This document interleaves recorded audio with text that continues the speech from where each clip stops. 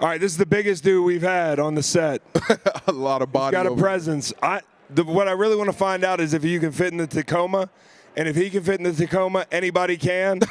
So come check this beautiful truck out. And we've got Orlando Brown here, as well as my pops, Howie Long. Yes. A lot of football family stuff here. And yeah. I think that's where I'd want to start because, you know, we got a lot of connections with my brother. Oh, yeah. You play with Kyle. Kyle loves you. Yeah, I love Talks Kyle. about you all the time.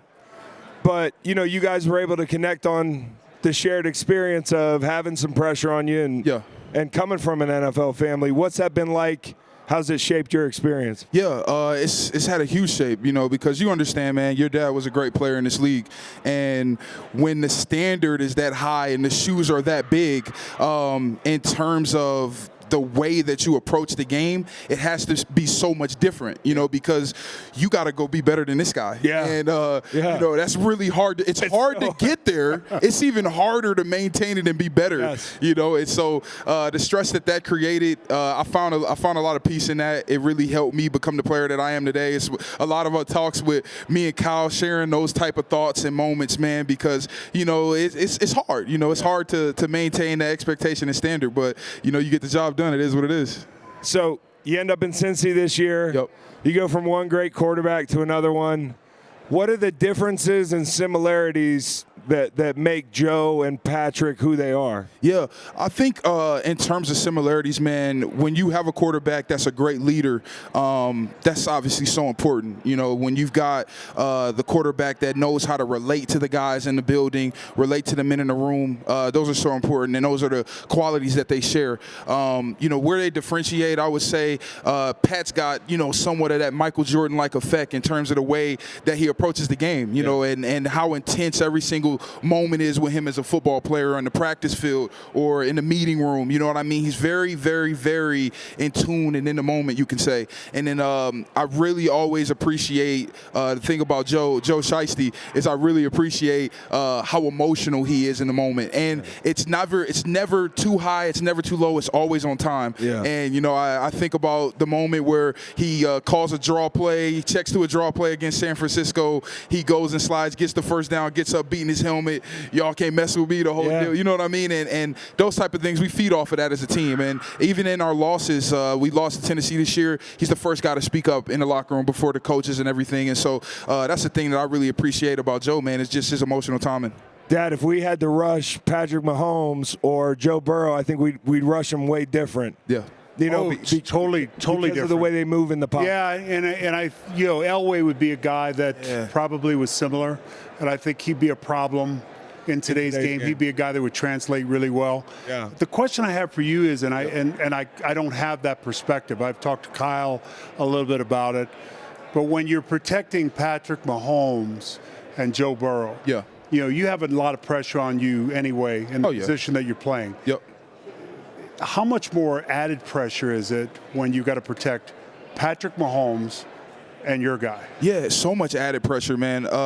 You know, you don't want to be the guy. You don't want to be the guy. You don't want to be the guy. And, you know, even more so nowadays with social media, I mean, you know, back when you played, it wasn't necessarily social media. So, you know, your mistakes were maybe not as magnified. They're magnified, They're magnified. Everybody has an opinion, and they're owed that. And there's 3,000 shows on during the week. Yeah, exactly. And we're part of the problem here. Yeah, we are. But it is hard. It's hard. You know, like even when I got in the league, there wasn't as much depth of analysis available to everybody. Yeah. And, you know, with that comes some responsibility. I think what's frustrating about probably being an offensive lineman is sometimes we don't know what your assignments are. And we don't know what the play is, and we don't know really. A lot of times y'all get blamed for a sack, but somebody's bailing to 10 yards. And you get blown up that way and that sort of thing. So Or you know, and I see it as a defensive lineman. I see quarterback could easily just step up.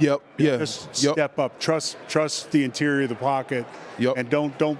You're doing exactly what you're supposed to do, and you give a sack. Yeah, and you know those type of things happen. That's part of football. You know, if I give up a sack on a screenplay, hell, it's like, man, I hate that happened. But you know, I guess he saw the linebacker in man coverage, he would have made the play, held the ball an extra second. Now we got a sack. You know, so it happens. You know, it's part of the sport. But man, I feel like the added pressure of having to block for a Pat Mahomes and a Joe Burrow, it's definitely very stressful because you want to keep these guys clean, no matter who your quarterback is. But your quarterback's worth $500 million. I think I would think it would be definitely different. Oh yeah, with those two guys. And Kyle says Mahomes is the closest thing he's seen to Michael Jordan. Yeah. Oh yeah. I use the same example, man. I feel like when. Like Pat's approach to the game is so unique and it's so consistent. You have to give him that. You know, I mean, what is it? 6 straight AFC championships. Yeah. I mean, that's so hard to do. You know what I mean? It's so hard to even get into the playoffs, let alone make 6 straight AFC every single year. And you know, we can say, oh, he plays on a great team, all this stuff. Very true. Great coaching staff, Coach Reed. But I mean, man, Pat is that engine. You know, you take him off that football team. You know, I don't know. You know, it was interesting because we were looking at San Francisco. We were talking about it a little bit. 7 weeks ago, if you asked me who's the team you trust the most, I'd say San Francisco. Yep. Who's the team? What are the top teams that you don't trust? 7 weeks ago, it's Kansas City. Yep. It's drops, it's tackle play, it's you know whatever it is. Yep. Drop balls, missed assignments, penalties, the whole thing. Mm-hmm. And it's kind of flipped a lot. Yep. You know, where San Francisco suddenly on defense. 7 weeks ago, they're 90 yards a game, 185, I think, last week versus Detroit. Oh, wow.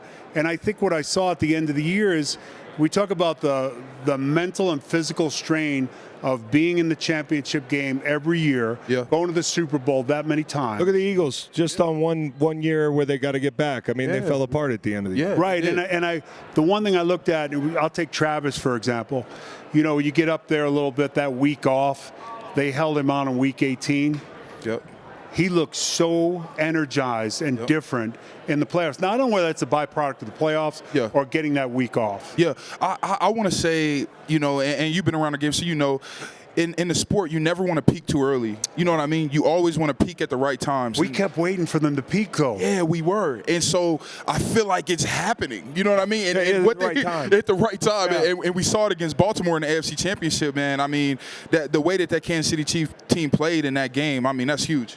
Kyle, Chris was dying on that hill. Oh, I was dying on the Kansas City He was dying on that hill all year. I was saying they're going to be there. They're going to be there. They're going to be there. Yeah. And people were just killing it. I had to sit there taking shit from everybody. My friends, co-hosts, they were all like, you idiot. Yeah. And, you know, I watched the Raiders game, and I'm like, guys, just wait. Yeah. But I think there's something to having that untold advantage of being able to improve through a year because you have that coach and you have that quarterback, and he's going to get guys on the same page. Exactly. MVS drops the ball against the Eagles. Yep.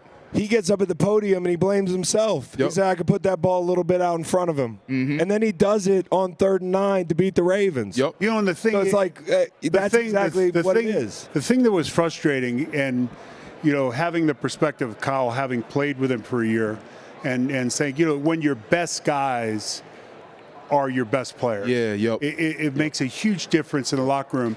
Patrick always, I don't know whether it's a byproduct of being around Andy or having a dad that played pro baseball or what.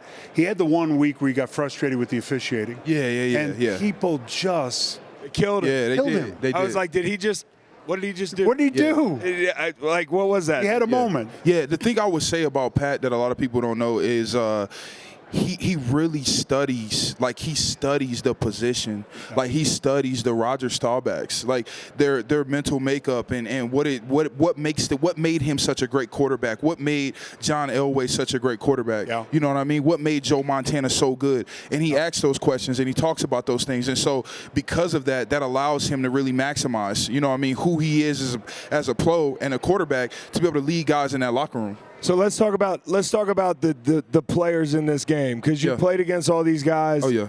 Some really great defensive linemen. But I think when you talked about, you know, San Francisco and giving up a lot more on the ground in the playoffs, I think part of it is the game script. Yeah. You know, teams jump them. And if you jump the Niners, you can run the ball on them. Yeah. Because they're going to try to stop the run with a light box, right? Yep. Yeah, they are. And I thought, you guys jumped them in San Francisco. I thought that was one of the most complete games I saw any offense play this year. Yeah, man. What's the key? We had a really good plan, and so we also matched up really well with personnel. Like, I'm trapping the hell out of Eric Armstead. You know what I mean? We're running tackle traps. Big on big. Yeah, hell yeah, man. It's like we matched up really well in terms of personnel. And the scheme that we were running, it was somewhat of a old school style of play. Tackle traps, gap scheme stuff. Yep. Not much zone in the pass game. Making sure that we're giving them proper time, and then really taking advantage of them in that low red zone area.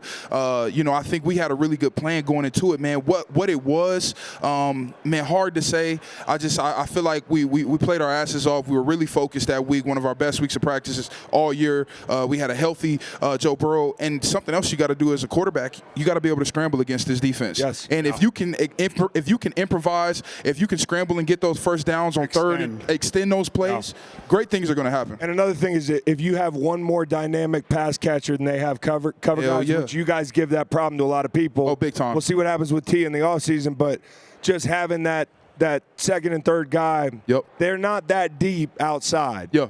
And they don't travel their corners, so you can get the matchups you want with motion. Yeah, exactly. Exactly. I agree. I think, we were kind of able to take advantage of that stuff because, like you said, we got a three-headed monster. Somewhat of a four-headed monster with Joe Mix, man. So, we got a lot of players on the field. It's really hard for them to match up, know what's coming, and then we trapping the hell out of you. We got a lot of motions. We got a quarterback scrambling on 3rd and 8, getting a first down, staying on the field, extending plays, improvising, first downs out the ass, outside the numbers. It was just like this. Yeah, exactly. It was just chunks, man. Exactly. And we stayed out of what's important too when you're dealing with this type of pass rush and this type of scheme. You do not want to be in third and 5, 3rd and 8. No. You don't. You want to be in 3rd and 3, 3rd and 2, staying ahead of the chains. And I think the way that Coach Reed's been calling these games, with the way they're using Isaiah Pacheco, I know Pat's going to be giving his also. I'm sure he'll scramble for a few first downs. I like him. I like him this. I'm sure you do too. Me too. Yeah. You know what I find interesting about Patrick, and maybe you can speak to this.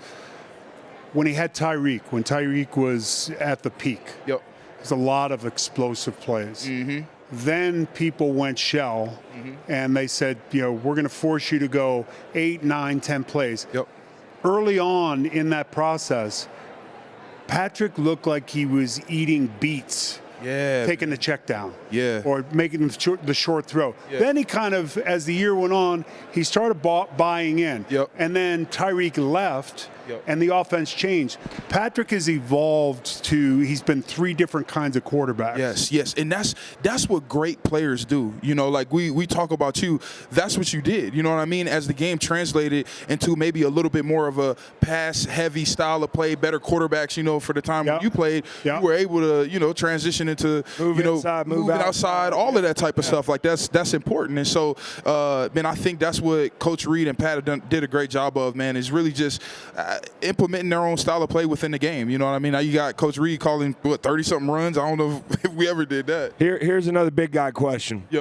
What are you guys thinking at tackle when Chris Jones walks out there? Oh, man. Oh, my gosh, man. I was there. My first year in Kansas City was the first year that they, were practicing him outside. Kicked him outside. And so all training camp, I'm seeing Chris Jones every day. And I'm like, which is totally different. Oh my God, he's different than any. I don't know how he does what he does. Yeah, it's a unique style because he kind of rushes with his head out of it, upright, and he doesn't lean. So and suddenly you get. Yes, it's so many different things. Like when I play against him, even this year, like there was a few reps, bro. Once I get my hands on him, I'm trying to snatch his ass to the ground. I'm not gonna sit here and try to wrestle and titty bump this guy. Like there is no, he's too strong, he's too big. I'm gonna try to wrestle him soon and get his momentum going in a certain direction and kind of go from there. But he rushes with his head out, and his hands are so quick and accurate. He's strong as hell, and then his shoulder pads are loose as shit. It's like. Yeah, man.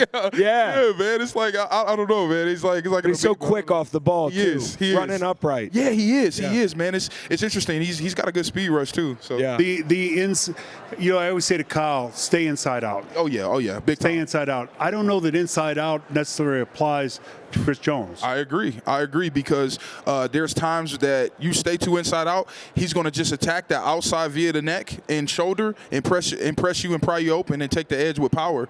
And then there's other times where you get too far outside, he's double swiping you and already on the quarterback's toes. Can you jump set him out there? I mean, you can try it, but I'm not a guy like if I see a D tackle, you can't miss. If I see a D tackle coming to rush me outside, I'm not jumping you because I just feel like I don't know. I feel like something about that plays into their style of play. Yeah, they want to be in the phone booth. Yeah, hell yeah. So I don't like that. You know what I mean? I'll just take my normal sets and just kind of play with it from there, man. But I don't. The inside out technique is definitely something you got to change. Playing. Stay inside out. Right. All right, man. Orlando Brown, appreciate the time, dude. Appreciate it. Appreciate you guys.